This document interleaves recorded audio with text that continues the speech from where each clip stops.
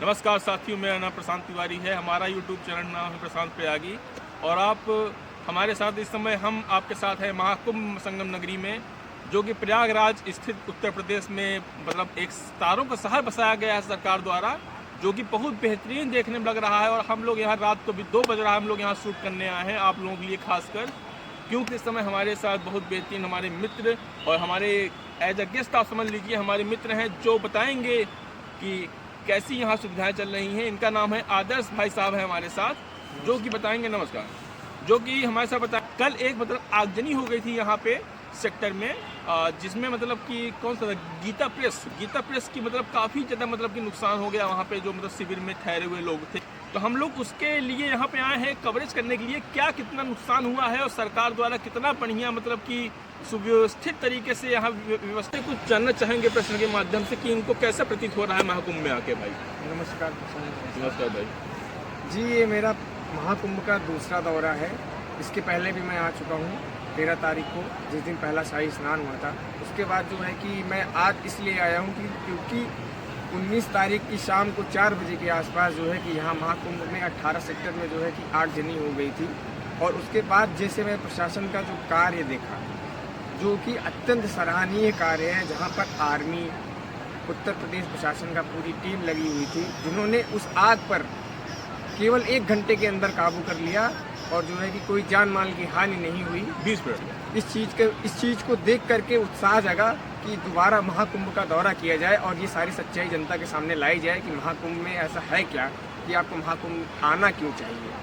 और क्योंकि महाकुंभ जो है कि ये बहुत सदियों से चला आता रहा है और ये सनातन धर्म का सबसे बड़ा प्रतीक है महाकुंभ, जहाँ पे गंगा, यमुना और सरस्वती का संगम होता है। और ये जो है कि एक पवित्र नदियाँ हैं, जो कि सनातन धर्म का एक जीता जागता स्वरूप है। और जो कि इस समय हम आए हुए हैं प्रयागराज, तो यहाँ पर जो मैंने माहौल देखा कि यहाँ की जनता के लिए कैसी सुविधाएं हैं, क्या क्या सुविधाएं की गई हैं, पब्लिक को कैसे क्या करना है, ये सारी चीज़ों के बारे में यहाँ उत्तर प्रदेश प्रशासन ने सब कुछ दिया हुआ है, जिसका यूँ यहाँ की जनता कर रही है। और इस समय रात के 2:30 बज रहे हैं और हम और हमारे प्रशांत प्रयागी जी, जो कि इस कुंभ मेले का जो है कि विवरण देख रहे हैं कि मेले में कैसे क्या हो रहा है, इसकी जानकारी हम देना चाहेंगे। अभी जो है कि हम जो है कि रात को 2 बजे यहाँ पर संगम घाट के पास में है, जो कि अभी 1 घंटे के अंदर यहाँ पे स्नान शुरू हो जाएगा। और यहाँ पर स्नान के बाद सारी सुविधाएं हैं, यहाँ पे भंडारे भी चल रहे हैं, यहाँ पे योग शिविर है, नेत्र शिविर है। अगर यहाँ पे पब्लिक को किसी भी प्रकार का कोई प्रॉब्लम होता है तो यहाँ पे 24/7 सुविधाएं दी गई हुई हैं। और जिसके बारे में प्रशांत प्रयागी जी आपको कुछ बताना चाहेंगे। जी, जैसा कि आदर्श भाई बताया है, सुविधाएं बहुत बेहतरीन चल रही हैं, व्यवस्थाएं एक नंबर चल रही है यहाँ पे भारत सरकार द्वारा, जिसमें उचित मात्रा में जो भी शरणार्थी यहाँ पहुँच रहे हैं, हमारे ख्याल से उचित कह रहा हूँ कि कम से कम पहुँच रहे हैं, जबकि भारी मात्रा में पहुँचनी चाहिए कि लोगों को खड़े होने तक की जगह न मिले, क्योंकि इतनी बेहतरीन व्यवस्था है। तो इसके संदर्भ में मैं ये चाहूँगा कि पहले दिन इन्होंने मेरे साथ स्नान किया था, तकरीबन आप 13 तारीख को हमारे साथ ही आए हुए थे कवरेज करने के लिए।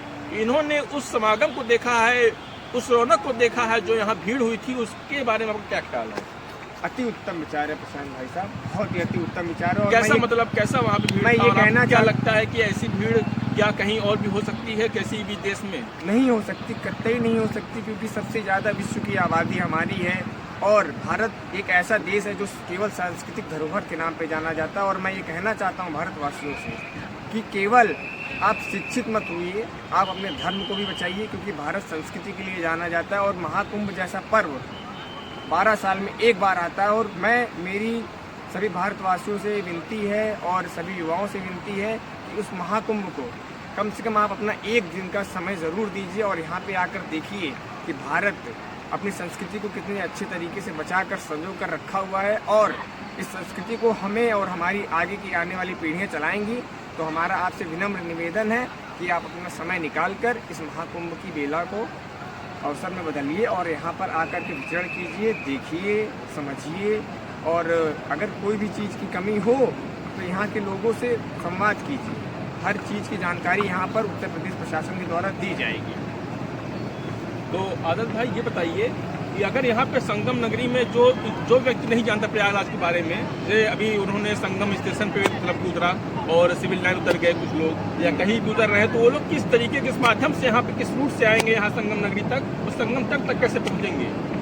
देखिए, उत्तर प्रदेश प्रशासन ने जो है कि यहाँ पे आने वाले श्रद्धालुओं के लिए सारी चीज़ें उपलब्ध कराई हुई हैं। जैसे कि हर एक चौराहे पे आपको पुलिस वाले मिलेंगे और वहाँ पे आपको कुंभ जाने का मार्ग बताने के लिए वहाँ पे टीम लगी हुई है कि आपको वहाँ कैसे जाना है, आपको किस सेक्टर में जाना है, किस अखाड़े में जाना है। इन सब की जानकारी वहाँ के जो सेवादार हैं वो आपको ज़रूर देंगे। और हर एक सुविधाएं हैं यहाँ पे, आपातकालीन सुविधाएं भी हैं और यहाँ पे नौकायान की भी सुविधाएं हैं कि अगर कोई भी यहाँ पर संगम नहाने के साथ साथ संगम की नगरी में घूमना भी चाहता है, नाव यात्रा करना चाहता है, तो यहाँ पे सारी सुविधाएं हैं। भोजन की कोई समस्या नहीं है, यहाँ पे 24 घंटे भंडारे चल रहे हैं। और मैं ये विनम्र निवेदन करता हूँ कि आप एक बार महाकुंभ में आने का कष्ट अवश्य करें। तो जैसा कि आदर्श भाई, हमको ये भी थोड़ा देखना है कि असुविधाएं क्या हो रही हैं यहाँ शरणार्थियों को। जैसे आपने बताया था अभी रास्ते में कि साइन बोर्ड की कमी है यहाँ पे। जी जी। तो ये साइन बोर्ड का आपको क्या लगता है कि किसको मतलब कहना चाहिए कि इसके लिए सरकार को, किस विभाग को, कि जिसमें इसमें मतलब कि क्या कहते हैं चेंजेस किए जाएं, साइन बोर्ड लगाए जाएं, क्योंकि अभी भी 35 दिन का मतलब ये सुबह पूरा कार्यक्रम बचा हुआ है।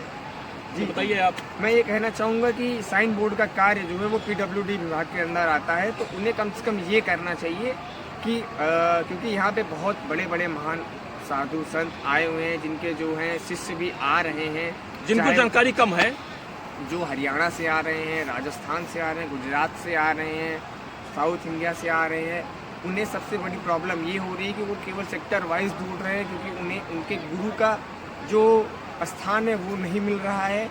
मेरा प्रशासन से यही निवेदन है कि आप कम से कम एक मैप ज़रूर बनाएं कि कौन सा अखाड़ा, कौन से बाबा, कौन से महंत किस सेक्टर में रुके हुए हैं, या उनका जो है ठहराव किस स्थान सेक्टर में किया गया है। इसकी जानकारी जो है PW विभाग के द्वारा जरूर दी। साइन बोर्ड लगाए जाए हर एक मोड़ पे अधिकतर, क्योंकि इतना बढ़िया बेहतरीन व्यवस्था किया गया है कि हर सेक्टर का नंबर तक एक बोर्ड पे यहाँ लगा हुआ है और डस्टबिन कोने कोने रखा हुआ है। तो ये छोटा सा एक प्रॉब्लम है अगर ये हम लोगों के लिए भी, और यहाँ जो भी ब्लॉगर्स आ रहे हैं उनके लिए बहुत आसान होगा ये चीज़ को दिखाना कि हम किस सेक्टर में हैं, कैसे हम लोग जा रहे हैं। क्योंकि बिना साइन बोर्ड के कहीं भी मतलब आप चले जा रहे हैं, पहुँच जा रहे हैं, कोई आप पता नहीं है, कहीं सुनसान रास्ते में निकल जा रहे हैं, कोई कुछ भी बोल दे रहा है, तो इसमें कुछ असुविधाएं हैं। इसमें मतलब सरकार थोड़ा ध्यान देना चाहिए।